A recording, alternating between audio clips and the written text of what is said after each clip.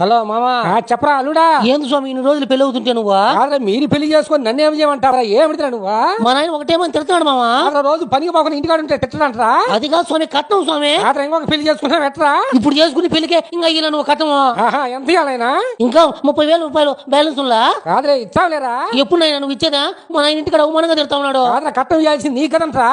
మా నాయన కదా నాకు పెళ్లి చేసిందా? కాదరా, పెళ్లి నీకు కట్టం మీ నాయన కంట ఇచ్చేది నేనా? ఆ స్వామి అన్న వాళ్ళు ఒకటేమో ఇంటికాడ కూర్చోడు మామా, నా కట్టం నాకు మామా బ్యాలెన్స్.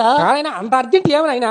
పండగ దగ్గరికి వచ్చా ఉన్నదే, ఇంట్లో సామాన్లు లేవురా, ఎక్కడికి పో మీ మామకు బ్యాలెన్స్ కట్టము అని మా నాయన అడుగుతా ఉన్నాను నన్ను. కాదుగా మా కూతురు కానపోయేటప్పుడు కానుపుకొచ్చలేరా? అప్పుడు ఇచ్చా పోరా స్వామి, నా బ్యాలెన్స్ నాకు ఈ స్వామి. నువ్వు ఏం దబా ఇస్తావు? ఇరుపో. ఎందుకు ఇవ్వు నువ్వు? కాదరా, నీకు 60-70 వేల రూపాయలు నేను తిండి పెట్టినా పోరా. ఎప్పుడు పెట్టావు నాయన? కాదరా, 3 నెలలు అల్లానికి వచ్చి నువ్వు నీ పిల్లలు దిగి తిరిపోలా. ఓయమ్మో, నీ కూతురు కదా? పెళ్లి కాకముందురా నా కూతురు. అయితే 3 నెలలకు లెక్కేసుకున్నా. కాదరా, హోటల్లో ఫుల్ భోజనం 100 రూపాయలు రా. ఆ లెక్కన మీరు 6 భోజనాలు తిన్నారు రోజుకి. ఓ మామ, ప్లేట్ మిల్సి 50 వేసుకోమా, నీకు దండం పెడతా. లేరే, ఫుల్ భోజనం లెక్కే. ఓర్ నాయనా, అంత 3 నెలలు కూర్చొని దిగి తిన్నారా నువ్వు నీ పిల్లము? మొత్తం 3 నెలలకు 54,000 రూపాయలు అయిందిరా భోజనాలు లెక్క.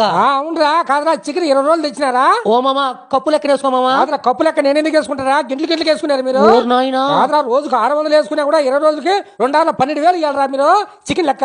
ఓర్ నాయనా, మొత్తం భోజనాలు లెక్క చికెన్ లెక్క 64,000 రూపాయలు ఇవ్వాలి మామ. నేను కట్టం లెక్క 30,000 పోతే ఇంకా నాకు 36,000 రూపాయలు ఇవ్వాలరా. ఓ మామ, నీకు దండం పెడతా, పండక్కి తలే మామ.